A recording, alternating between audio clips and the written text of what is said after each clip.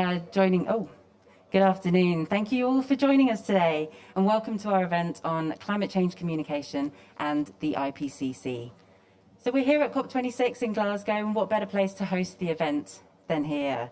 So this year, COP26 is all about raising ambition, but to do so in a way that is actionable and inclusive, with all voices at the table, in a way that both looks back at what has gone before and also looks to the future about what we can achieve. So we'd like to channel some of the spirit of those negotiations in our event today about climate change communication.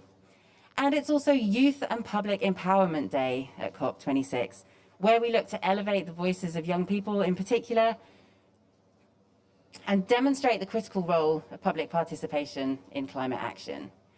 But the focus of our event today, the reason why we're here talking about climate change communication, is to mark the launch of a new collection of research papers and essays on the topic of climate change communication.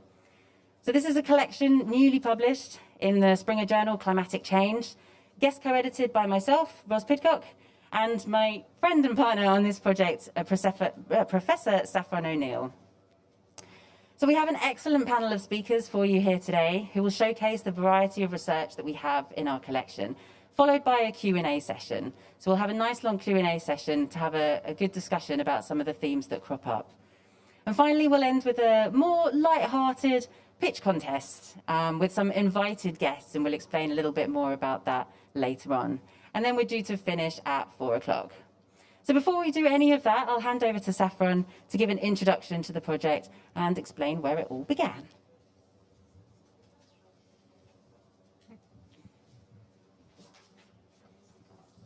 Hi everyone, it is really warm in here, isn't it? I hope we're all going to hang on until 4 o'clock. So yeah, let me add my welcome to everybody. It's really wonderful to see such a busy room, and to everybody online as well. Hello, really good to have you with us. So what are we doing here today? The IPCC, the Intergovernmental Panel on Climate Change, especially for those watching at home who might not know so much about the IPCC, is the global scientific authority on climate change, its impacts, and how to tackle the rising emissions that drive climate change. The IPCC publish assessment reports summarising the state of the science every 5 or 6 years, and with smaller sort of topic-based special reports published in between these times. At the most recent IPCC report for Working Group 1, that was released this August, we saw the science give a clearer message than ever before about the urgency of tackling climate change. We saw its reports illustrated with more accessible visuals, the result of innovative collaborations between data visualizers and cognitive scientists, together with climate scientists. IPCC scientists were out there confidently talking about climate change with the public, with the media, and with policymakers. And this all led to record media coverage on climate change. Hey, we've got some musical backing, which is always nice as well. I promise I won't do any karaoke. So when the IPCC speaks about climate change, the real world really listens. But with this authority comes responsibility to make IPCC information usable and relevant, not just scientifically authoritative, to ensure the information is communicated effectively to policymakers, citizens, and those who rely on this information for their lives and their livelihoods. The IPCC has to walk a tricky line. I know many of you in the room will feel that statement deeply. It has to be informative and engaging, but policy neutral, and that's what undermines its credibility. But this progress towards clearer, more accessible communication, whilst really welcome, is not going to be enough going forward. To ensure it stays relevant, the IPCC needs to start being part of the conversation, to not be a passive bystander. This means understanding IPCC audiences and their needs, building trust with audiences, and allowing audiences to participate in IPCC processes. Now is an important moment to take stock of the evolving IPCC communication strategy, a time to critically reflect on successes, challenges, lessons learned, and best practice for future reports. The Topical Collection, which we're launching here at COP26 today in Glasgow and online, is part of that effort and part of that conversation. We should also say that whilst this collection is focused on the IPCC, it contains a wealth of information that other organisations that carry out science communication, and particularly climate science communication, will find useful. So the Topical Collection is a collection of peer-reviewed journal articles, guest-edited by Ros Pidcock and myself. And Ros and I are slightly different to many journal special issues you might have read if you're an academic before, because we're in a practitioner academic team. And the Topical Collection came about through our commitment, both of us, to empirical and theoretical rigour in academic research, but also to really having, to also a commitment to implementing communications practice out there, like in the real world. So this is really the starting point for the Topical Collection, is a academic linking with practitioner perspectives, which is not something you see every day in academic literature, and led to its own challenges. So Ros is a writer, an editor, and a climate change communications engagement specialist. She was head of communications for Working Group 1, the IPCC report for the publication of the special report on 1.5 degrees. Many of you know her from that work. And I'm an academic who has been researching climate change communication for over a decade, with a specialist interest in visual climate change communication. So our vision for the Topical Collection was to bring together a diversity of voices, and that was a really important and integral part of what we were trying to do, to open up what we see as a global north-dominated literature in the social sciences on climate communication, to include a range of perspectives, from early career people to established voices. And authors in the Topical Collection really represent a wide range of climate communications expertise on a range of disciplines, from anthropology to psychology, human geography to climate science. And considering the significant fall we've seen, unfortunately, over the pandemic in journal authorship by women, we're really pleased that over half of the papers are lead authored by women. So the collection is an innovative project involving both academics and non-academics. Whilst it's fully independent of the IPCC, we're really pleased that there has been significant engagement throughout with IPCC. We're pleased to present a number of contributions authored by IPCC voices, including a thought-provoking and stimulating essay by Thelma Krug, IPCC Vice Chair, and we're delighted that she'll be joining us later on online today. So putting together this Topical Collection has no doubt been held up by the pandemic, as with so much of the work that we do. But we're really proud and privileged to be part of this amazing group of authors who've tried and worked so hard, really against some quite significant burdens, to produce this really valuable and insightful collection. So well done, and thank you to them indeed for their patience, their persistence, and really for their hard work. I should also say that finding available peer reviewers with appropriate expertise has been especially time-consuming, as anybody in the audience who might be a guest editor or an editor of a journal might recognise. So we really give our sincere thanks to the 50 plus or so peer reviewers who helped bring this project to fruition. Your careful work might be unseen, but it was a vital part of its success. And thank you also to the journal editors at Climatic Change, particularly Professor Max Boykoff, who've overseen this special issue. So, what do the communications experts featured in this Topical Collection say? Well, first, it's useful to point out that the papers, after the peer review process, I should say, it wasn't a part of the editorial selection, naturally fell into three sort of more or less distinct broad groups. Firstly, those that suggest sort of concrete and fairly straightforward and actionable proposals, which fit more or less within the bounds of IPCC communication strategy to date. Some of them detail the really innovative things that the IPCC has done so far, which should totally be welcomed by all of us. Others present new opportunities or perhaps new frontiers for the IPCC to explore more fully, such as the role of new audiences and the role of social media. And a third group present a more fundamental challenge for IPCC communications. And these papers ask questions such as whose knowledge is valued and to what end. So our speakers today broadly represent these three areas. We've got Professor Wendy Bruin de Bruin. Hi, Wendy. We've got, Wendy will discuss the role of terminology in climate communications, showing that even those kind of everyday terms that we bandy around here at COP or those of us who work on climate change every day use all the time, that we use every day without thinking, are really often misconstrued and misunderstood by everyday audiences. Then we'll have Professor Elizabeth Eade, who's here in person, waving in the corner, thank you, Elizabeth, who will present her paper, Exploring Voices of a Generation. Really topical, considering the theme here today, showing how youth activism was both bolstered by the 1.5 degree report, but also helped the IPCC to communicate its messages more broadly. And third, Dr. Pasang Yangji Sherpa. Pasang, hi Pasang, thanks for joining us, will discuss her experiences working with communities in the Himalayas, contrasting it and showing how it presents a fundamental challenge to the IPCC knowledge production process. So we know from now a really wide body of social science literature that communication of climate change is not easy. The way we relate to and use science is also changing. Surely COVID has showed us that. So the IPCC needs to better understand what is policy relevant and focus on what it can do and not what it can't. In the Topical Collection, we have gathered independent evidence in 14 essays and articles that point to ways forward for the IPCC. So it is time for the IPCC to raise its ambition, to truly listen and engage. And Thelma's essay shows us that the IPCC seems ready to accept that challenge.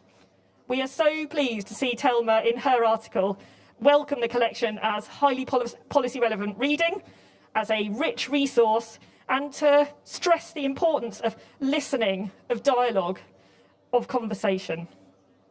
I'll finish with Ros and my 3 suggestions as guest editors from the whole collection and our own experience and expertise for ways forward. 1, to develop a comprehensive engagement strategy to identify core priorities within the IPCC framework. 2, to consider how public participation through, for example, a citizens' panel could play a role, e.g. in the review process.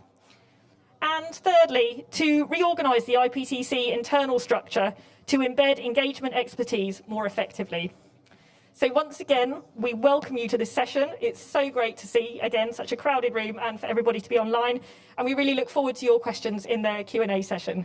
Thank you.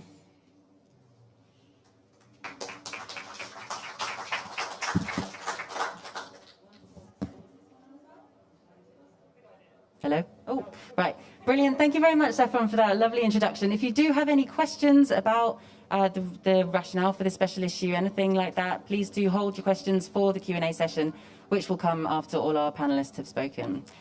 So now I'd like to pass over to Professor Wandi Buran, who is going to talk about misunderstanding of IPCC terminology. Thank you, Wandi. Great. Thanks for having me. Can you all hear me? Yes, we can. Great. I can't see the slides. Okay, we're on it. There we go. Thank you. Thank you. So today I'll be giving a short summary about our paper on public understanding of climate change terminology. Next slide, please. Next slide. Thank you. So as you know, the IPCC reports and press releases target audiences who often don't have a background in climate science, including policymakers and members of the general public. Now, unfortunately, IPCC reports and other climate change communication can use quite complex language, and using complex language can make it difficult for people to understand what you're trying to say, to remember what you've said, and to make decisions about what you've said. So our team from the United Nations Foundation and the University of Southern California aim to understand how people interpret key terminology from climate change communications. And those key terms were selected for us by IPCC working group co-chairs and communications officers as relevant to climate change communications. And then we also aimed to suggest potential improvements to make climate change communications easier to understand. And I should say our project was supported by the USC Public Exchange, which brings together academics and institutions such as the United Nations Foundations to do work with societal impact. So hopefully we'll have that. So this is what we did. We interviewed 20 people from across the United States, selected through USC's Understanding America study. They were selected for their diversity in their climate change concerns. And we asked them to rate 8 terms that are central to climate change communications. They discussed their interpretations of those terms and then suggested improvements. Now, I should say, typically doing 20 interviews is more than enough to find out how, which interpretations and misinterpretations might occur for a terminology like this. In fact, after 10 interviews, you start hearing the same interpretations and misinterpretations. So on this slide, you see a graph that shows how participants rated the 8 terms that we presented them with. And you can see that mitigation was perceived as a term that was relatively hard to understand, and words like adaptation and abrupt change were perceived as relatively easy to understand. But I should warn you, because just because people rated some terms as easier to understand didn't necessarily mean that they knew what those terms meant in the context of climate change.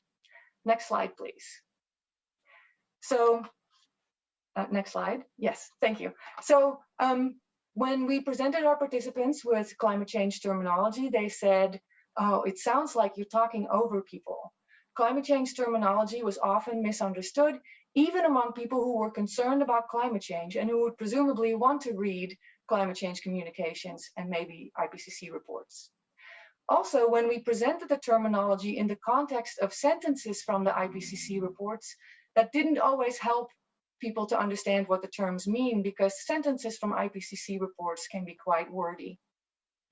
Now, let me give you 2 examples. First, mitigation is a term that's very commonly used in climate change communications, and it was perceived by our participants as the most difficult terms of the ones that we tested. People didn't necessarily know how to define mitigation. They often confused it with mediation or helping to resolve conflicts, which is of course not what it means in the context of climate change. So our participants suggested using simple words when you describe mitigation. So for example, say actions that can help stop climate change from getting worse, and then give examples of what those actions would entail. Another example I'd like to point out is adaptation. Our participants thought that adaptation was a relatively easy term to understand, but when we asked them to define it, they often gave definitions that had nothing to do with climate change. So for example, making a book into a movie, which is also an adaptation. Those participants who did recognize adaptation as relevant to climate change often confused it with mitigation. So our participants suggested using simple words when talking about adaptation and say things like, explain it as adjusting to climate change that is already happening, and then giving examples about what actions you have in mind. Next slide, please. So based on our findings, we suggest to use simple words when talking about climate change so that everybody can understand what you're trying to say. And if you must use more complicated language, explain what it means and show the relevance to climate change. Generally, the science of science communication suggests that using shorter words of just 1 or 2 syllables makes communications easier to understand. In fact, words that are 3 syllables or more tend to be less commonly used in everyday English language, less widely understood, and more likely to be jargon. Based on our findings, we also created a guide that should help people to interpret climate change terminology. It was published in The Conversation, and we hope that people will find that guide useful for interpreting IPCC reports, climate change communications, and the news about COP26. And we also hope that climate scientists, climate journalists, and other climate experts will find the guide useful for making climate change communications easier to understand and hopefully more actionable. If you want more information about our work, we've gotten a lot of media attention, as you see on this slide. And on the next slide, I'd like to point you to a report that we wrote for the USC Public Exchange, which you can download from their website, which also summarizes our work. So thank you very much for your attention, and I hope we can make a difference. Thank you.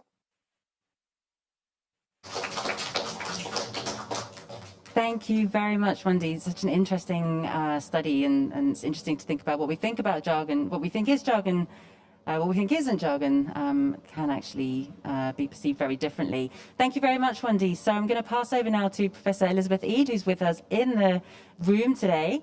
Your microphone should be working, Elizabeth. In fact, I can probably pass you the remote to move your slides yourself, or would you prefer that I do?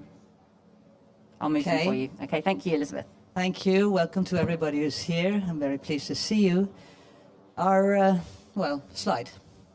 Yeah, Voices of a Generation is the third major project of the Media Climate Network. We monitored the COP coverage before, we monitored also the IPCC AR5 media coverage in quite a few countries. And I'm pleased to see James Painter in the audience here because he's part of our group. Now we're on to youth activists. Next slide. And we are trying to find out how they communicate climate science in a sense. We are impressed after having seen how our interviewees, done by local researchers in the respective countries of these activists, we are impressed of seeing how these activists have a determination. We're impressed by their words, their work, and also their level of climate literacy, even if it's variable, of course. This has helped us understand the added value that they actually bring to the climate communication. As you see here, youth activists, they bring new ambassadors for climate communication, actually. They bring themselves on as that. But perhaps it is still for IPCC to fully recognize that role. We work in many countries, which means also that we work in all parts of the world. We have informants from all parts of the world. Next slide. Because here you see the Italian activist, Giovanni Mori, who's one of them. And here I'll just start by some conclusions very quickly, because this work has a lot of conclusions, so I have to move to that immediately. You see here the outset of it. Yes. And here Vanessa Nakate, who is our Ugandan informer. Some conclusions then. What we find is that these youths that we've interviewed, they take climate science very seriously. And even though the knowledge, the depth knowledge of climate science varies, they are certain enough, it seems. And some are by studying IPCC reports, actually, some by studying the summary for policymakers, and some by following leading climate scientists on Twitter and elsewhere. We have a variety of ways in which they adhere to the knowledge. They're also driven much by their own rationality, in the sense that they, by being that generation, actually kind of embody the precautionary principle, since they are living on, at least till 2070, if not longer. Then, of course, all but cautiously, they relate their local experiences and their local changes that they witness in their own lives, in their family lives also, to the IPCC science. Third, we recognize an important relationship between scientists and young people. We can say that scientists are venturing out to activist demonstrations. It's happened in my country, Norway. I don't think it's the only one. And we also see how scientists in Canada have created a hotline so that youth activists can go there and ask them if they need any help. We can say, we talk about a kind of cooperation, a kind of co-production of knowledge between these young people who promote the science and the scientists themselves. Perhaps it's not fully recognized, but this is what we observe in our research. Fourth, I'd like to mention that many of the youngsters we interview, they function as educators. Example, our Pakistani youth, he is traveling to the Himalayan hills to run courses for youngsters there. In climate science. So the educator role should not be underestimated that these young people can play.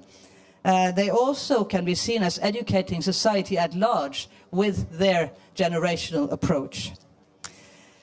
Many of them also are very keen to recognize that there is a need for systemic change. They mention that. I would also like to, perhaps next one, or... yes, no, this is too early. You can go back. There is a north-south dimension. Half of our informants are from the so-called global south. And we see that the challenges there are different, in the sense that in many of the countries where we have our researchers, our media research that is, there are not very prominent climate scientists, and there are not bodies who can help them communicate the climate findings to a bigger audience. And by not having these bodies, I see one of them is actually sponsoring this event, the Norwegian Environment Agency, who's been quite vital in doing that. That means they have to rely more on perhaps this connectivity that is created by the Fridays for Future and by other global networking. This network that we see, they consist of autonomous bodies in a sense. They insist on being autonomous. They don't want to be directed by even Greta Thunberg, whom they recognize as a very strong inspirator, though.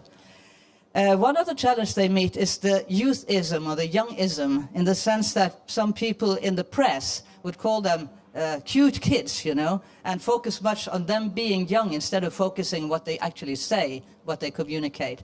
And of course they are quite clever at tackling this, but it's still annoying for some of them. Now, last slide. Our recommendations, but this is, by the way, from Bangladesh, from Cox's Bazar, and it's also the front page of our most recent book, Media and Global Climate Knowledge, which was published in 2017. I think it's important that both the IPCC and other climate scientists recognize these youngsters for their way of communicating. They are better than many of the older generation when it comes to all kinds of social media, and they should be recognized for that, but also for their way of speaking and taking this on board. Secondly, I think to have them as an advisory board for the IPCC, and also in the different countries where you have these communicating bodies, would be, I think, a help for communicating climate science. I think that would help them also to reach a higher degree of media literacy of this generation at large. So my final conclusion is actually to include these young leaders in communication strategies in their own countries and globally, and recognize them as ambassadors of the global climate science, but still not only thinking of the few who are in here, but thinking of the ones who are out in the street to communicate in their particular way. Thank you.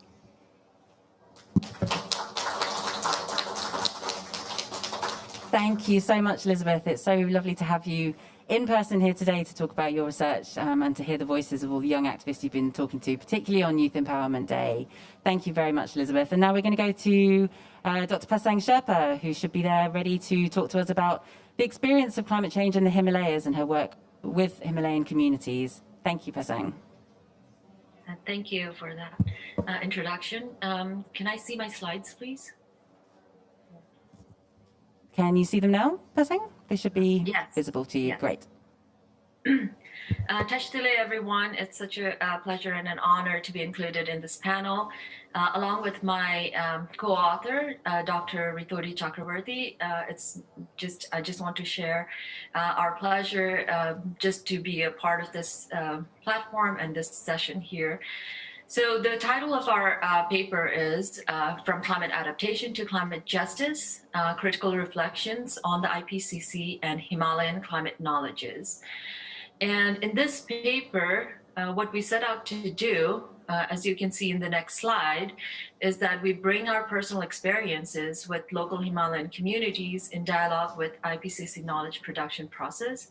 So basically, my co-author and I, we were both involved in the IPCC assessment reports, and we bring that experience, and we reflected on what we were finding on the ground with climate change and how communities are interpreting what's happening around them. And so the two objectives there were to highlight marginalized stories of climate society relationships that were very central to our understanding of what's happening on the ground. However, the kinds of stories that get marginalized, dismissed, or even lost. And then secondly, the second objective was to suggest ways to foreground justice and equity and explore the production of democratic knowledge. And in the next slide, we talk about our methods. So we present ethnographic accounts of our engagements with people and institutions from different parts of the Himalayas, from the Nepali Himalayas and the Indian Himalayas. My work is primarily based in Nepal, and my co-author's work is primarily based in India. But together, we wanted to show what was happening across this region. And the research that led to this work revealed that the question we really needed to address was how to move from an expert-driven culture of knowledge production to one that is more just and inclusive. And this was a question not just the two of us came up with, but rather a question that many social scientists, thinkers, practitioners have been talking about, writing about, and speaking about for a very long time. So in our findings, what we suggest is that firstly, we need to move from extraction to co-production. And we recognize that many scholars have noted an exploitative relationship between normative climate science and local indigenous knowledge. And secondly, also to situate climate change within social and historical context. So for example, when Dr. Chakravarty, my co-author, when he was working in the field, he was asked by the people he met why he was not talking about the social issues, caste issues that were increasing vulnerability of people in that particular village. And so if we're not paying attention to the local context and the social and historical context, a lot of climate change discussions that we have does not really seem relevant for people living their everyday lives.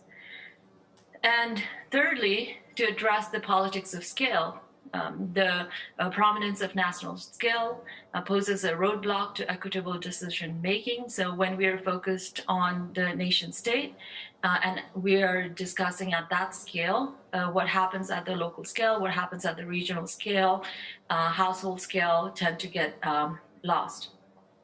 So finally, our recommendations, firstly, is to re-envision a framework for climate justice. So for this, we suggest that institutions will need to become more reflexive. And in this case, we're thinking about the IPCC, but also more broadly, we're thinking about other institutions that are actively involved in producing climate knowledge. So become more reflexive and admit limitations of scale, in this case referring to the nation state, and methods where we overemphasize biophysical science and not necessarily social science or other kinds of sciences. And secondly, to work with complementary institutions. So there are already a lot of institutions in different places at different scales, working with different kinds of people, different groups and networks. So how do we navigate the dynamic relational worlds of the Himalayas? So in this case, thinking about Himalayas as one case study. And finally, to recognize and overcome the barriers to marginalized voices. And sometimes it's more important to pay attention to the legacies of colonialism, prominence of national scale, and other kinds of forces that marginalize voices to really inspire, manage, and orchestrate the needed institutional reform. And so with that, I'd like to thank the organizers and look forward to the Q&A. Thank you very much indeed, Dr. Pasang Sherpa. Now I'm delighted to pass over to Dr. Thelma Krug, who should be joining us remotely from Brazil. Thelma is IPCC Vice Chair, and she'll be reflecting on some of the things that you've heard today.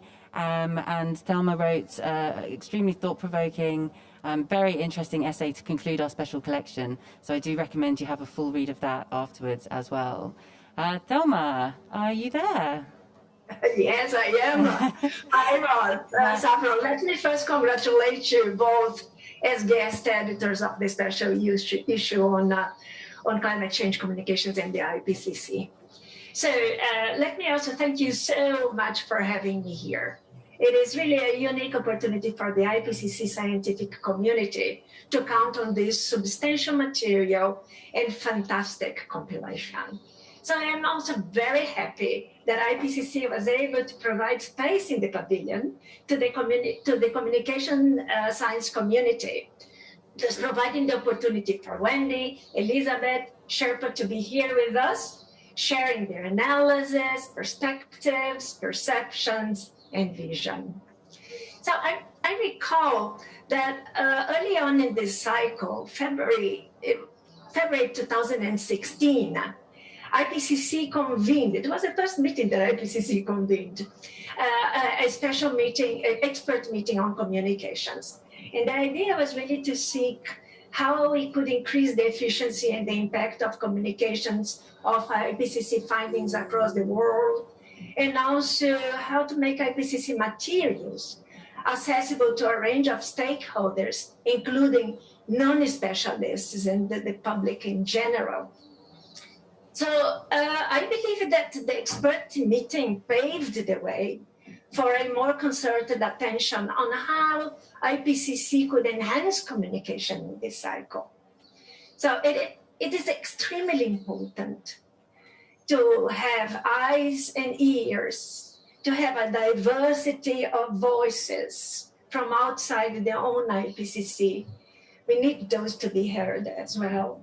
So communication can be an instrumental tool that can trigger the rapid, profound, and sustainable changes that has been highlighted in recent IPCC reports to limit global warming above pre-industrial levels, consistent with the Paris Agreement temperature increase or goals. So I have been in the IPCC for almost 20 years now, for the last 3 cycles, like a dinosaur of the IPCC, they say. And I do not recall any previous initiative by a journal to have an entire, sorry for this, to have an entire issue devoted to IPCC communications. So it is not another 2,000 pages IPCC report, but nonetheless equally important for those communicating science. So let me say that the perspectives and recommendations from communications experts from a range of disciplines will certainly contribute to continuously improve our internal reflections, but also recognizing that they are constrained, and these reflections are constrained by the limits imposed by the IPCC mandate, including policy neutrality and evidence-based scientific findings. But nonetheless, I do not want to convey the idea that IPCC cannot be innovative in its communications. But I want to highlight the need for careful consideration and preparation to ensure consistency with the panel's mandate and also principles. So in this intervention of mine, I will not single out any contribution in particular, since all of them are so valuable and have deserved careful attention by the authors. But personally, as someone that is passionate about working with the young people, I was particularly attracted to the article of Wide and Cornelius, which so nicely tell how the youth movement was able to communicate the IPCC findings in ways that I do not think the IPCC could do.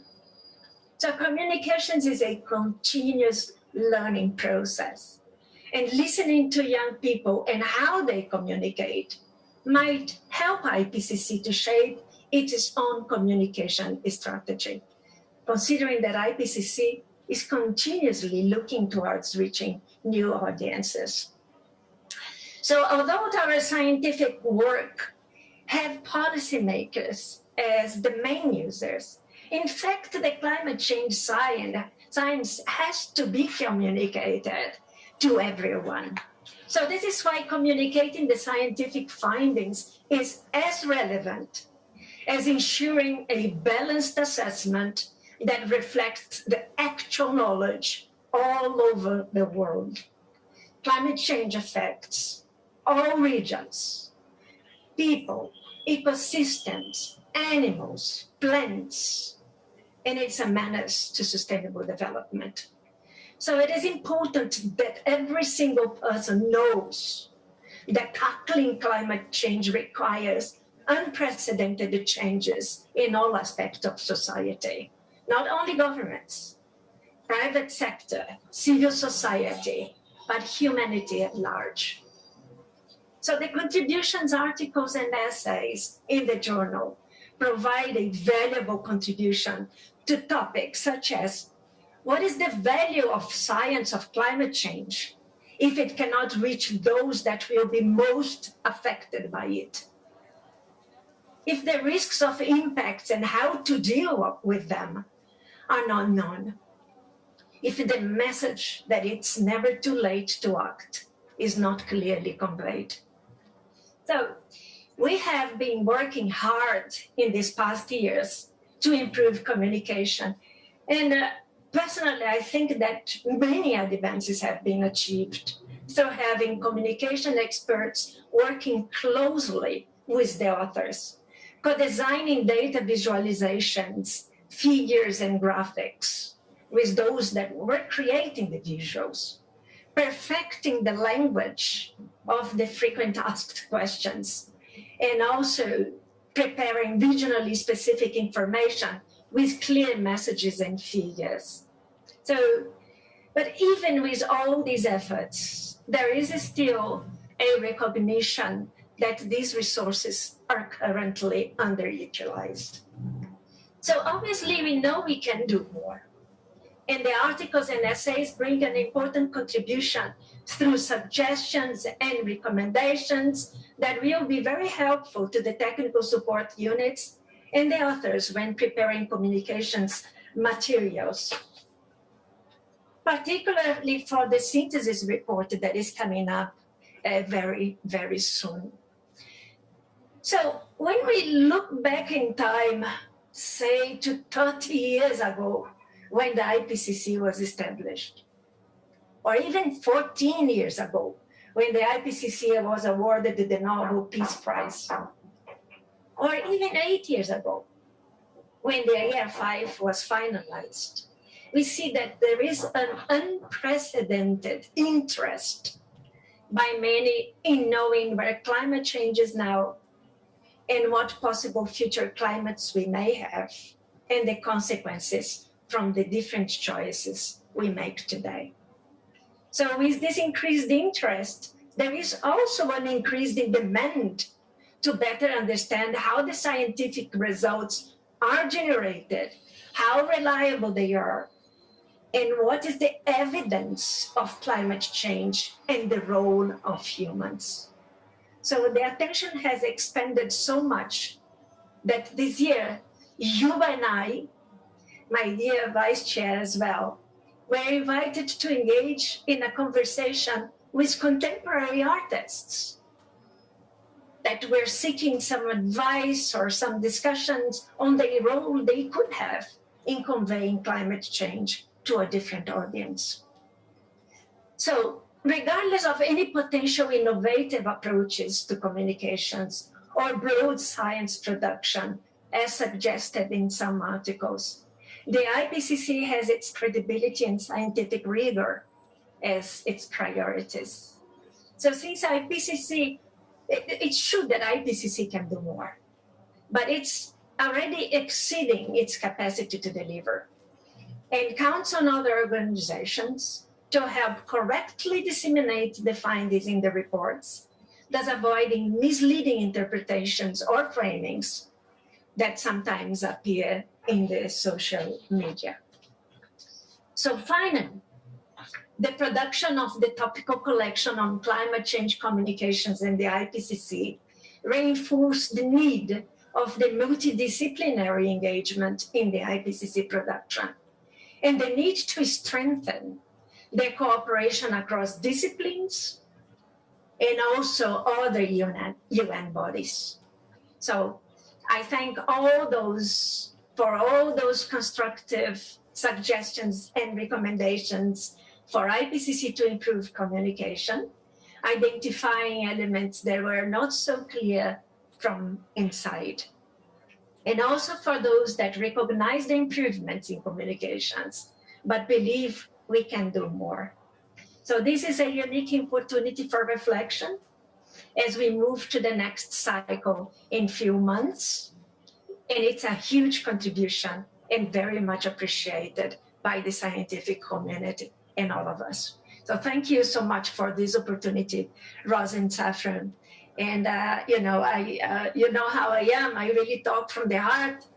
And sometimes when I say, well, a couple of things that I used to say, and I think there is one video that is circulating in COP26 when I was talking for 1 hour and a half, or someone was making a video with other IPCC authors. And he selected one piece when I was saying, why is it when science is there so strongly, why doesn't it reach the heart of those who should be really taking it very seriously and doing more? So I think that came so much from the heart, as everything that I do from the IPCC. And you can also feel that I am very, very happy with this. I am I would say, yeah, I'm the chair of the communications activities in the IPCC. So I strongly believe that we have improved enormously. As I said, that we can do more, and we really count on the suggestions and recommendations. And obviously, this issue will bring many of these. So thank you very much again, and be absolutely sure that whatever is there is going to be really used and really helpful. Thank you again.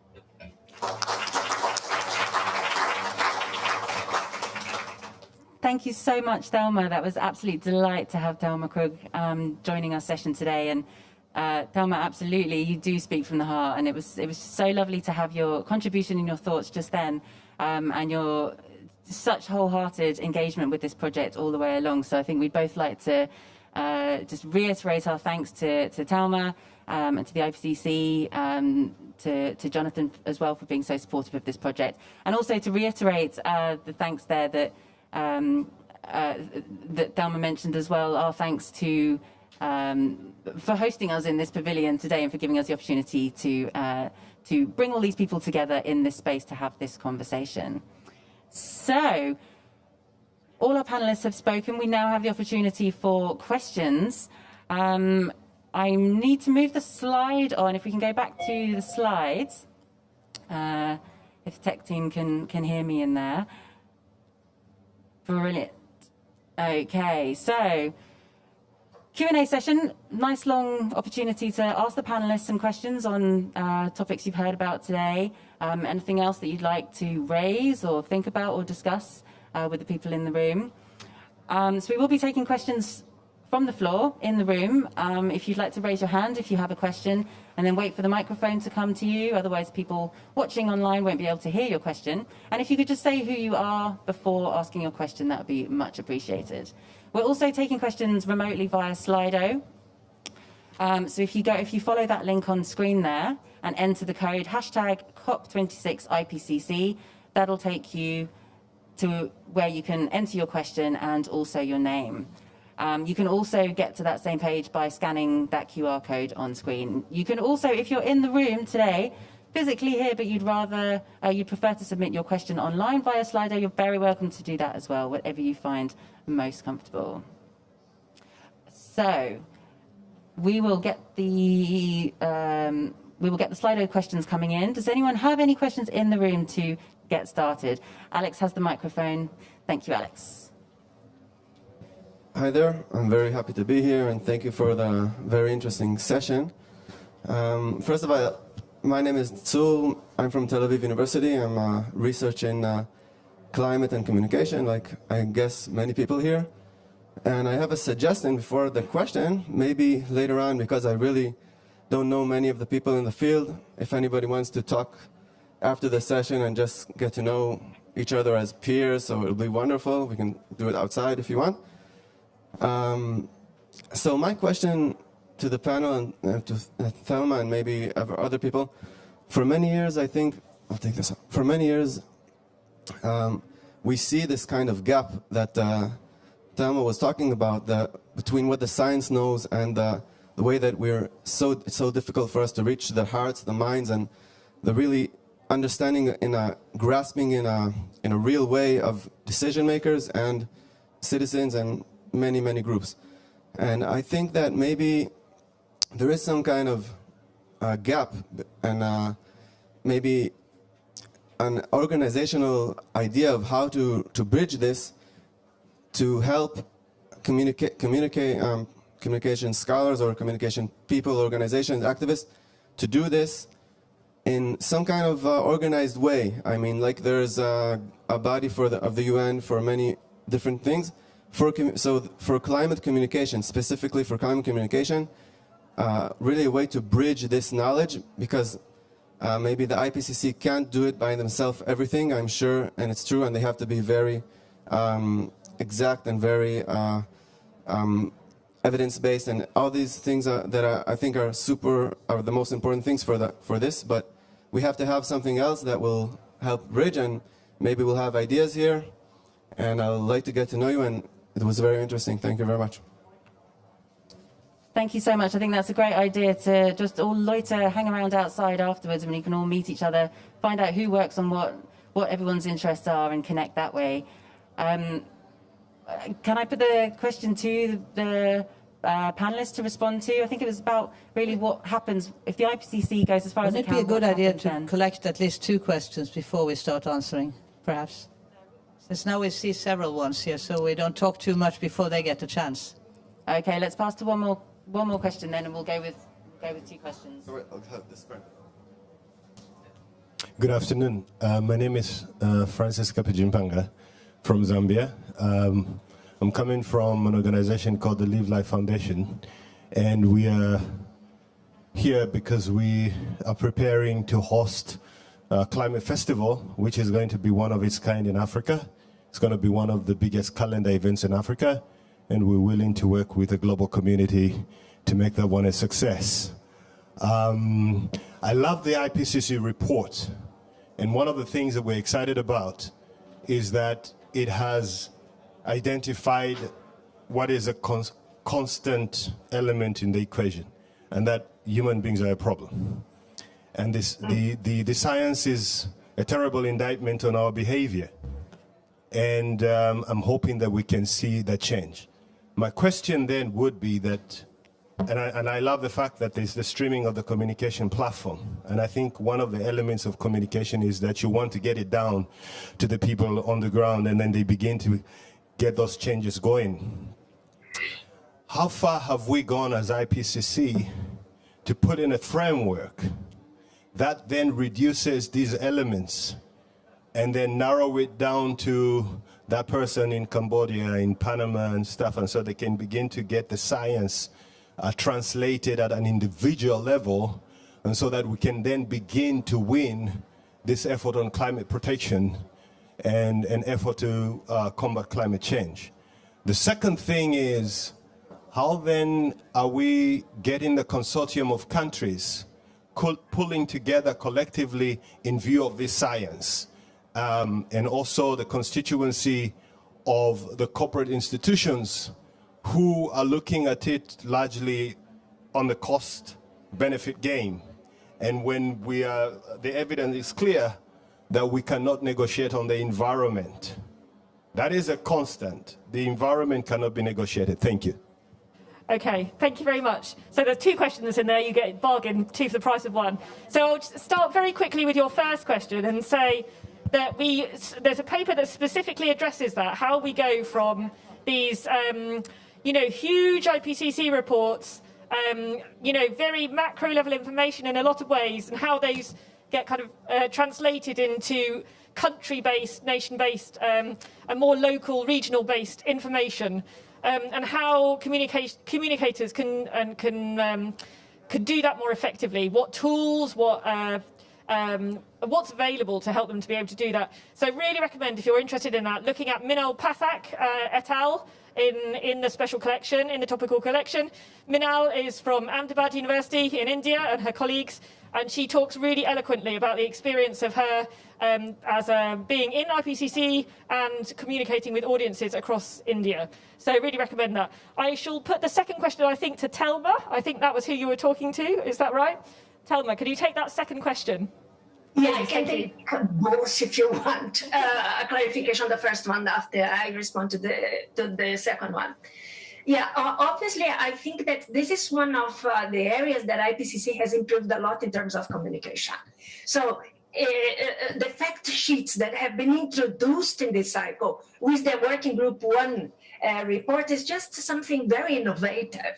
So very, factual elements, including observed changes and projected changes with some illustrative figures. It's really, really an enormous improvement for all regions. But more than that, I would say that the improvement we have had in this Working Group 1 report is the interactive atlas, which now provides not only for the big regions, South America, North America, Central America, and Caribbean, Africa. No, it has provided now sub-regions for which, everyone can use the data that has been used to make the projections in the report to look more closely in sub-regions. So if we take, for instance, Africa, big continent, so you have diverse impacts of climate change occurring at different levels of warming. So you can, have a closer look at that. And I think this is going to be extremely helpful.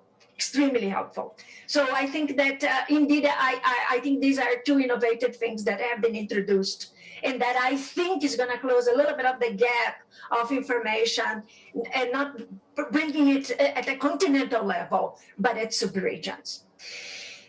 Regarding the first one, I said that, why is it that we have the science, but it doesn't touch the heart of those who should be potentially doing more. Obviously, IPCC, IPCC makes the assessment, so we provide the science. And the actions, obviously, are on the hands of those that have the ability to do that. Not only governments at all levels, but the private sector, civil society, and each one of us. I keep on saying this. So everyone has a responsibility. This is why I said it's a humanity, engagement. It's everyone. So I just wanted to clarify that because IPCC is not, prescriptive, say you should do this or that. It just says, if you want to go this path, you need to be rapid, profound, and you need to have sustained emission reductions. But if you don't, that's the path you're going to go, and these are the risks of impacts that you may have to human and natural systems. I think I have responded, but I just wanted to make one comment to Wendy's presentation. When you said, and it impressed me a little bit, when you said that mitigation was one of the words that people understand the least. And I possibly, if I go many years ago, I also didn't understand what mitigation was, right? So it didn't take me by surprise. And this is why when I start my presentations, I say, well, let me provide you with the definition that IPCC has in the glossary for mitigation in particular. And then I think that it becomes clear because mitigation is like something that is not on the vocabulary of most people. So if we wanted to talk to everyone, I think you are absolutely right. I think that we may start our outreach events providing, some of the quick definitions that I think will be very helpful. Just a comment on your presentation, which I really loved. Thank you so much. Thank you so much. Thelma. May I respond? Yes. Wendy, do quickly respond, and then I think we have Elizabeth with a quick response as well. And then we'll move on because we do have a lot of questions. We do want to get through them all. Okay, thank you. Go ahead, Wendy. Thank you. Yeah, you know, I think it's common for experts in any field, whether it's climate change or another, or social science or whatever field, to develop language that is very specific to their field, and they need that language to communicate to their colleagues. But that language is not necessarily the right language to use in public communications. And to make public communications more effective and to reach the hearts and minds of your audiences, it might be a good idea, to the extent that you're not already doing this, to involve your intended audience in the development of the communications. So that the communication is not just a one-way street, but a two-way activity, so that your intended audience informs what words you choose and how you present the information in a way that is understanding, interesting to the audiences that you're trying to reach. Perfect. Thank you very much. And thank you very much. And over to you, Elizabeth. Yes, some of us here might remember the summit in Paris, and I have to give away the microphone now to show what I mean by that. You remember this? Any of you? This was a signal from the Vulnerable Climate Forum at the Paris COP, 1.5 degrees. They were the one who pushed this. And Obama, when he came to Paris, he went first to this. I think the example of how the Climate Vulnerable Forum pushed the 1.5 degree target at that summit, which resulted in having it in the final declaration and also in a new report from the IPCC based on the differences between 1.5 and 2, which has really struck many of the young informants that we have. So I think that's worth a study, actually. And I hope somebody can tell me where the CVF is in this COP. I haven't found them yet. Secondly, when it comes to connectivity, our young people they often start engaging in different issues. In, for example, Indonesia, saving the orangutans. They see very clearly the connectivity between the species extinction and the climate change. And they do it in various ways. In India, it's about the mangroves in South India. And it is about various ways in which the things they love, as I think Hervé Le Treut put it in Paris also. When I understood that people in Western France cared about being threatened, the things they love being threatened, that was when they actually started engaging. So it is about emotions too, but it is about the connection with science and emotion, I believe. So I think to answer also to my friend from Tel Aviv University, I think this connectivity between there's two commissions now. We have the IPCC and we have the species extinctions. I mean, the closer they can get, also, it would help also connecting the hearts and the minds and the science. Thank you. Lovely. Thank you very much for such add a little bit? complete answers to all of those questions. I'm aware that we do have a lot of questions coming in and lots more questions in the room. So let's carry on, if I may. So we have a question coming in then for Dr. Sherpa. So it's Maya Dorio says, on the issue of scale addressed by Dr. Sherpa, how can the IPCC incorporate multiple climate change knowledges to better inform and implement its global communication strategies? Thank you, Maya, for that wonderful question. And I think my response is going to also address the earlier two comments, maybe not directly, but hopefully at least indirectly. So I think that is a very big question and a question that everyone's trying to solve, right, and answer. So I think the very first thing we need to recognize, and since this is a communications panel and we are talking about language, that we are communicating at this session in the English language, and the IPCC reports are produced in the English language, and the topical collection is also in the English language. So I think that's just obvious, and that's something we need to recognize. What that also means then is to show that a lot of people are already excluded if we just don't do anything beyond this, right? But the fact is, our session here, the audience there, and around the world, whoever is interested in listening in today, are doing so, are trying to find ways to better communicate the work we are doing. I think that kind of engagement will have to happen, like Thelma was saying, not just the IPCC, but also all of us in different areas of engagement. And what a great panel to listen to, Wendy and then also Elizabeth talking about different works by different people in different places, but also what Rithori and I were trying to do is then bring stories that get marginalized or even dismissed or lost, as I was mentioning earlier. And I was thinking about this word, I was thinking about mitigation and the conversation we had about mitigation between Wendy and Thelma earlier. The story I share in the article that I write is the word, and I introduced this word, the cryosphere.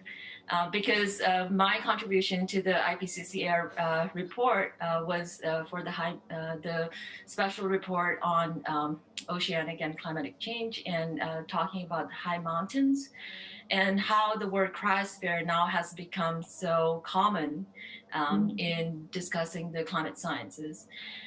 However, when I was thinking about my experience talking to different people, Himalayan people in Nepal, a lot of them, including officials, were surprised and were wondering, what the word cryosphere meant. So to me, as an anthropologist, it's very clear the people who are living in this mountain region for a very long time and who call this place home, like myself, now had a new name and a new scientific name. And not only were we people from the Himalayas, not only did we have to experience climate change, learn about climate change, but also try to adapt to the new ways of discussing and talking about climate change. And so these kinds of stories, by bringing these kinds of stories out, I think is one way to address Maya's question. But it does it does require all of us to do our part wherever we are and whatever institutions we represent or whatever networks we have access to. So that's a very indirect and incomplete answer, but I think that also reflects the current state of knowledge and affairs. So thank you, Maya. Thank you very much. Alex, can we have another question from the room? Yeah, thank you so much. I'm Kofi Don Ago from Ghana. Hi. And I represent an organization called CCLG Africa, Climate Communication and Local Governance. Now, when you come to Africa, and for that matter, my country, Ghana, when you talk of climate issues, we do not understand at all, especially at the local level. So as a journalist, what we did was that we need to come together so that we can communicate these issues of climate matters and environmental matters to our people in their own language so that they could appreciate and understand it very well. Most of the time, when you have the technocrats and the experts talking about climate issues, we don't even add media people to it. So they don't even understand it. So what do they report on? You always want to report on, how do you call it, political issues here and there. But in Africa, and for that matter in Ghana, a lot of people don't know about climate issues. So there's a need for them to understand it in their own language that they can appreciate it very much. So for us, one of the reasons why I am here is to find an institution that will partner us so that the African continent, we can bring journalists together and experts so that we'll build a capacity of them. Then they would disseminate information to the people at the grassroots level. And when we are able to do that, I tell you, the change that we need will come as we expect. Because the issue is that the gap is very, very wide. And if we are not able to close up the gap, you may think in Europe you've done best, but Africa is down there. And once we are not able to solve the issues in Africa, it means that the world still continues to suffer. So please, some of us are here to beg you to help us in Africa so that we bridge up the communication on climate matters so that the world will be free. Thank you so much. Thank you so much. Really powerful point. I think Elizabeth is exactly the person who wants to answer that. Very short sentence. Thank you for this. I really loved your question or comment here. We have 3 members of Media Climate from the African continent, from South Africa, Uganda, and from Kenya. But what was really interesting for me to hear is that, yes, when they don't know about climate science, they just let the politicians speak. Well, what we've seen with the youth is they relate to the scientists, while the journalists still, who are at least the ones who are not very climate literate, they relate to the politicians. And then they get the, the usual answers, and they are not satisfactory. So I really appreciated this. Brilliant. Thank you so much. We're going to go for another question, another remote question. This one is for Wendy. This is from Freya Roberts, UCL Climate Action Unit. So Freya asks, could Wendy talk more about the terminology that that the public misunderstood in her research? What other words were particularly problematic? Thank you for that question. So the words that we tested included, and those were selected for us by IPCC working group co-chairs and communication officers as crucial to climate change. The words were mitigation, carbon neutral, unprecedented transition, tipping point, sustainable development, carbon dioxide removal, adaptation, and abrupt change. And generally, I'm clearly not going to be able to go into each of those 8 terms and to discuss what the difficulties people had with those terms. But the key finding across the terms was that people, even if they thought a term was relatively easy, for example, abrupt change is an easy term to understand. Most people can guess at what it means. But people had struggled to define the terms in the context of climate change. And in fact, the term abrupt change was presented to our participants in a sentence from an IPCC report that suggested that the abrupt change would happen over centuries. And then people got confused because in everyday language, abrupt change happens much faster than over the course of centuries. And so the main suggestion that we have across all of those terms is that if you use those terms, explain what they mean in the context of climate change. And so, for example, with abrupt change, that would be explain why a change over centuries is abrupt in the context of climate change. I hope that helps. Wonderful. Thank you, Wendy. So any other questions from the room? Let's take another question from the room. Alex has the microphone. Hi, everyone. My name is Deepa Senapathy, and I'm a research fellow at the University of Reading in England. And I'm an ecologist, and I work on ecological intensification with smallholder communities in India. We've spoken a lot about communicating science to the stakeholders, and Wendy actually touched upon this point that it can't be a unidirectional communication. It needs to be bidirectional, it needs to be multidirectional. But quite often, even when we attempt it, we only get the problem side communicated both ways. So my question to all of the panel is, how can we facilitate and encourage adaptation and mitigation solutions by the people on the ground, and then feed that back to the top level? What is our role, and how do we facilitate these communications? Thank you. Thanks very much, and great to have your question. I'd seen your hand, and I was hoping you were going to get the chance to answer.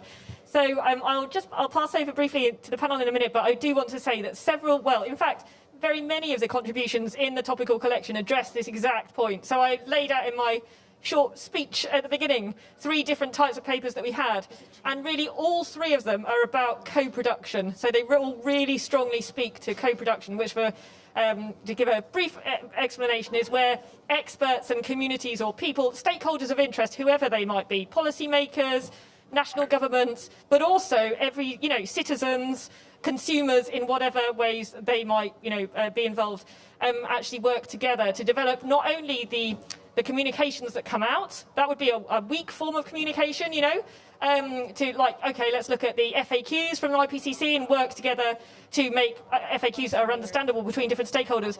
But what we propose is a strong form, although very challenging for IPCC.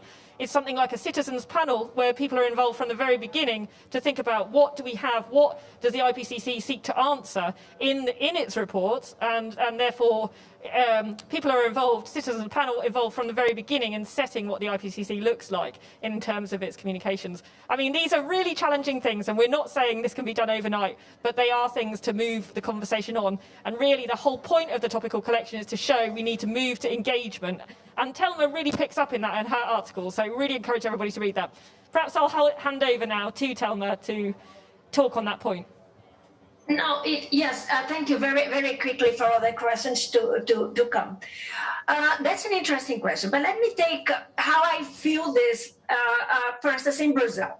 As I mentioned, I've been in IPCC almost 20 years, so I have had many reports coming up, many requests, but nothing close to what is happening to the Working Group 1 report release. So many demands, but what makes the difference is that many of these events, outreach events, are being promoted by the civil society, and they are bringing the local communities, they are bringing the indigenous peoples. And that's the way I see it should be, because IPCC cannot reach, as I mentioned, we have limitations, but obviously we count on others to help us disseminate the science through these events, but we also count on them to be inclusive in the participants to the events that they are promoting. So I think that this is something that I see evolving, and I think it's a good way that we can foresee for the future for other regions as well. Thank you, Thelma. I wonder if we can just continue that a little bit. I think pretty much all of our panel were nodding along there when Saffron was explaining just how much the concept of co-design and upstream engagement comes across in this collection of articles. I'd like to go to Pasang and then also to Wandi to perhaps open up the question of a citizens panel, because you discussed that in your paper a little bit, Wandi, as well. But over to Pasang first, please. Thank you so much, and another wonderful question. And that's the question. That question in particular is something both my colleague Rithodi and I think about a lot, and we're personally invested in that question, right? And so for me, I cannot speak for my colleague, but for myself, I find stories to be very powerful. And that is exactly why we decided to put our stories as contributing authors to the IPCC report, but also stories about us in the field, trying to collect information, but also as representatives from the field, right? So in my case, I am the researcher and the researched, right? And so the reason why I look at stories is because I think it helps us to complicate the picture, and it helps us talk about various issues people's lives are entangled in without as true, as close to the reality as possible. And we do know words and written text has its own kind of limitation to what it can show. And that being said, I think also when I think about this question, instead of thinking about climate problem and solution, I like to think about it much more complicated than that. And so instead of looking at just as a problem framework or a problem solution framework, I try to look at the lived realities of people on the ground. And also the other thing is when I think about stories and the kinds of stories I say or share or write about, I also think it allows us some space to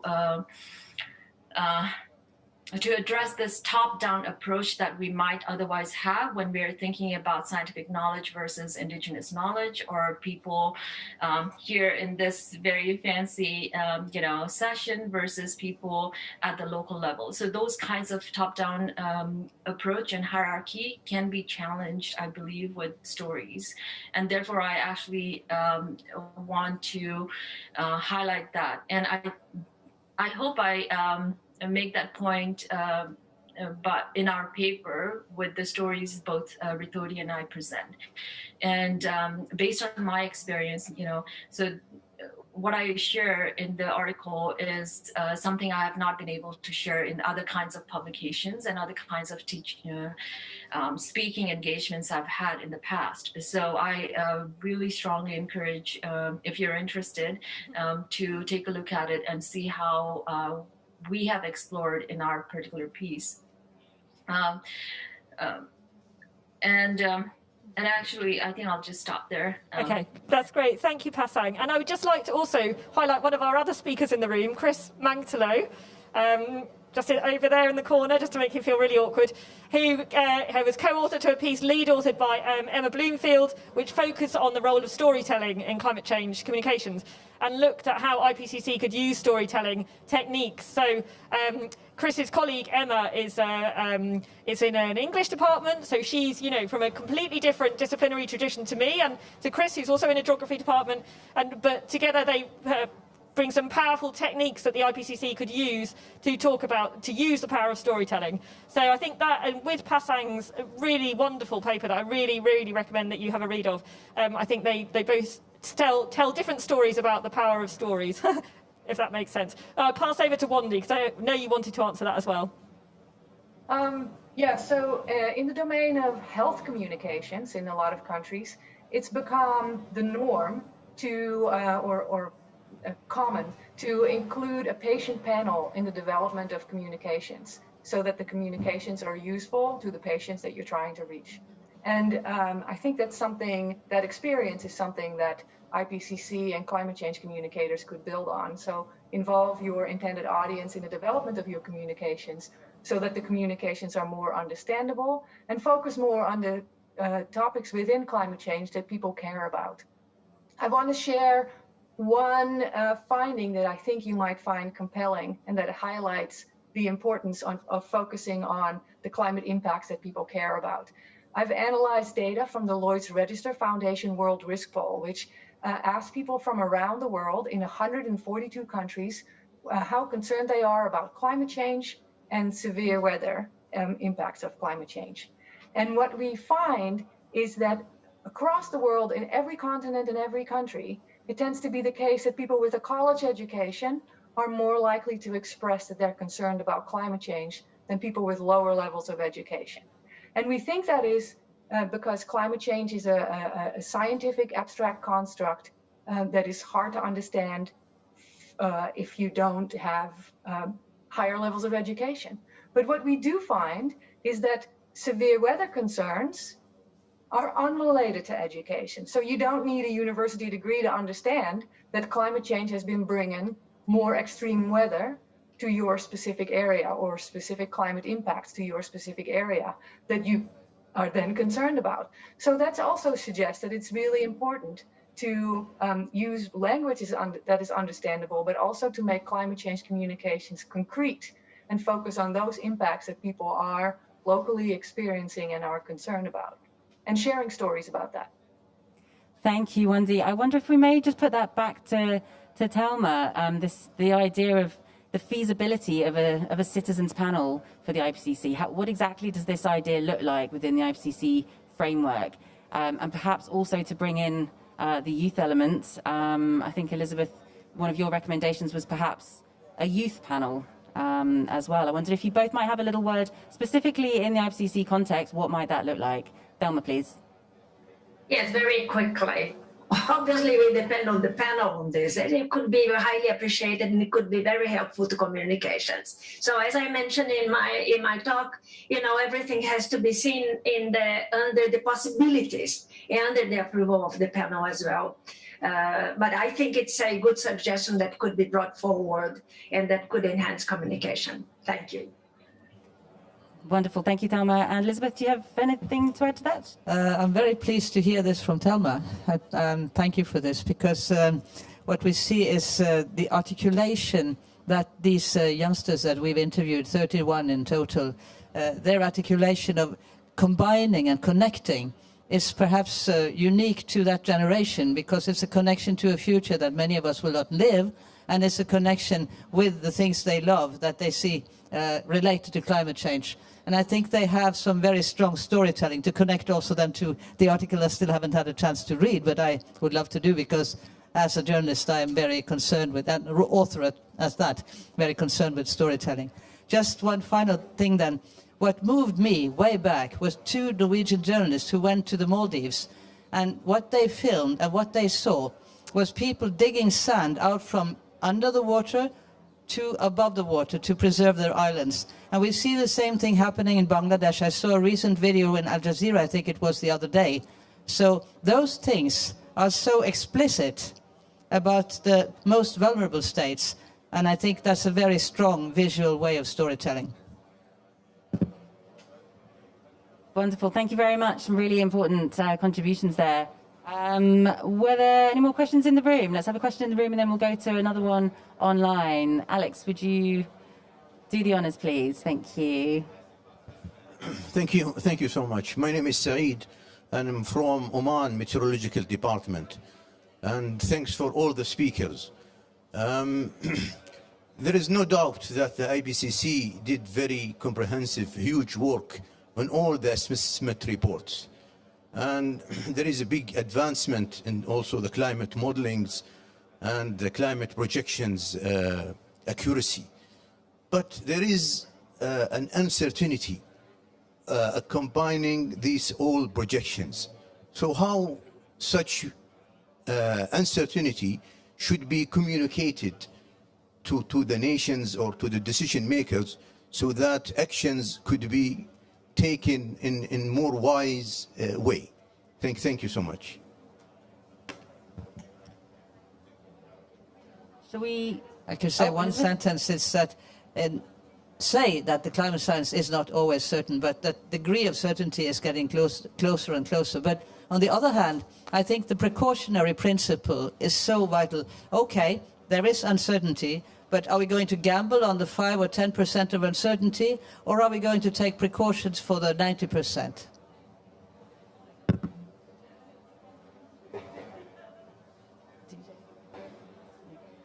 Brilliant. Oh, sorry, was there a comment there from Wendy? Sure, yes. Thank you. There may be any decision that we face has some uncertainty involved usually, but you would want to make a decision that where you prepare yourself for the best possible outcome, given the range of things that might happen. And I think in the context of climate change, there's a lot of things that we can do that will help prepare us for the different projected climate change outcomes that might happen. And they will not just prepare us for climate change, but they will also prepare us for a more sustainable future in other respects. We should think about climate change information as projections as, okay, what can we do to prepare in a way that will help us to prepare for the most likely outcomes, but even be helpful if the unlikely outcomes occur. Lovely, thank you very much. So let's have another question come in remotely. So this is an interesting one. I think I'm going to ask Elizabeth this one as a journalist and a writer, but anyone else, any others on the panel or indeed in the room. So this is coming from Bhushan Kankal from the Mudra Institute of Communication in Ahmedabad. So how can climate fiction, especially short and long films, can help in communicating climate issues to people and raise awareness regarding climate solutions? Anyone have thoughts on that, Elizabeth? Well, we know that the film sponsored by Al Gore way back made an impact, and I think there are other TV reportages and TV films that have made an increasing impact too. So, but I think we have also to be aware of the catastrophe dimension. I mean, if we focus, and if art and films focus too much on the catastrophe dimension, people might be left without hope. An old female friend of mine in Norway, she said once that to provide leadership is to give hope. And of course, you can't give false hopes, but where there are hopes, you need to communicate them as well. And I think this goes both for, I'm not a filmmaker, I'm a novelist, but so that it goes for all art forms, I guess, that to not sort of dogmatically or normatively create hope, but look for the hope where it exists. If I may add, the Lloyd's Register Foundation World Risk Poll suggests that in most countries around the world, a majority of people is now concerned about climate change. So maybe we should worry less about trying to convince people that climate change is happening, because people are seeing that it's happening in most countries around the world, but focus more on things that people can do about it, both as individuals and with involving their governments and institutions around them. And my former PhD student, Rachel Harcourt at the University of Leeds, studied people's climate stories and found that people are looking for stories of hope and stories with information about what they can do about climate change. So if that is a way that we can move forward in the storytelling, I think that would be really helpful.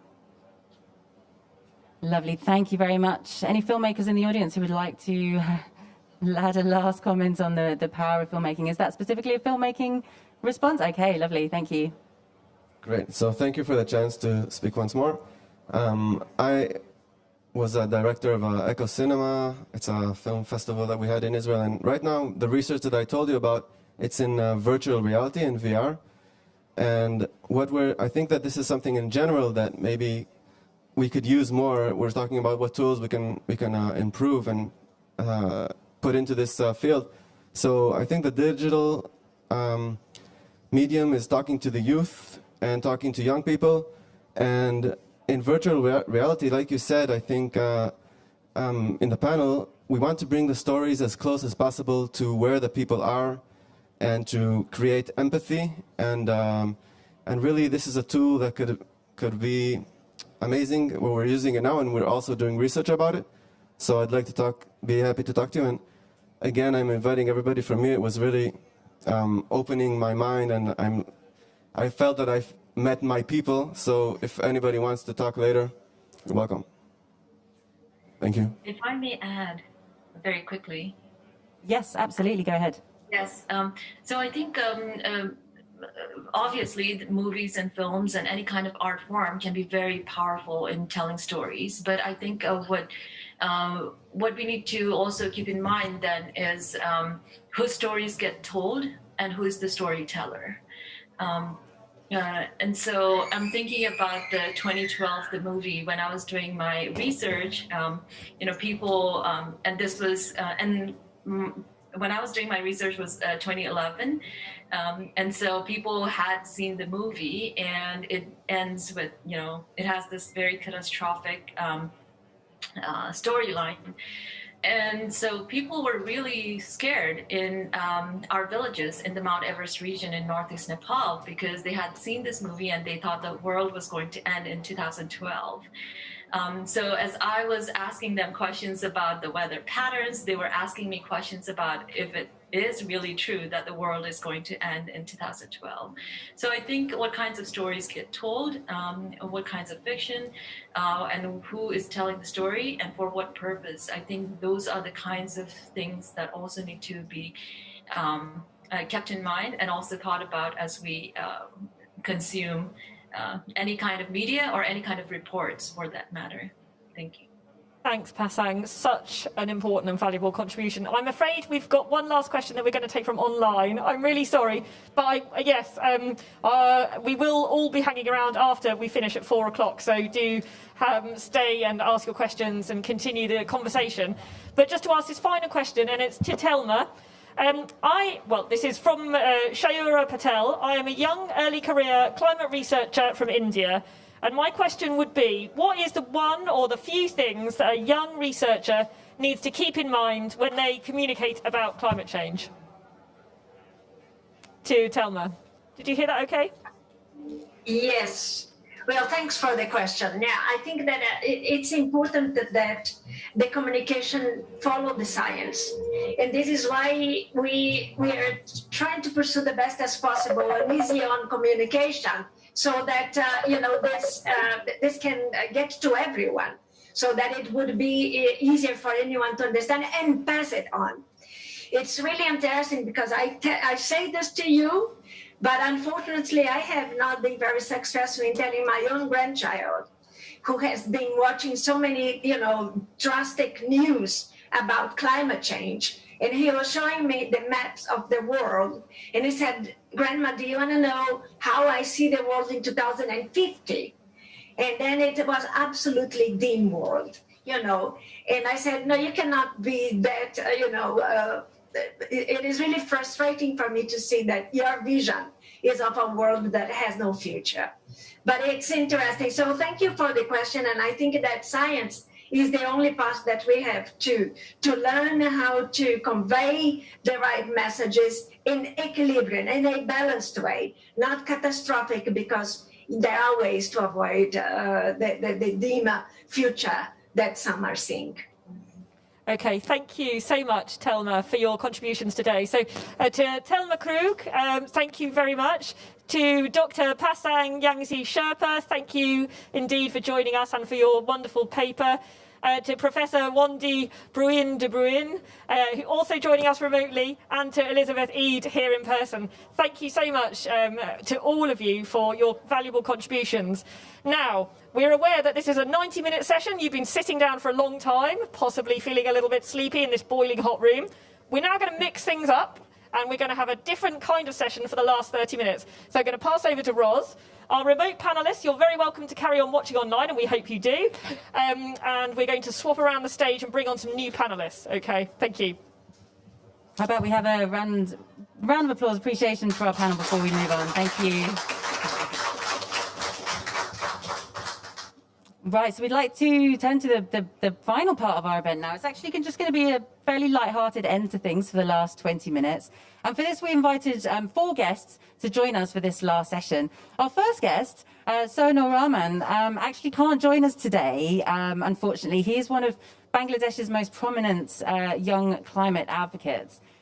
He coordinates the YouthNet for Climate Justice Network, and chief executive of the Bangladesh Model Youth Parliament, and also a founder of the Bangladesh chapter of the Fridays for Future movement.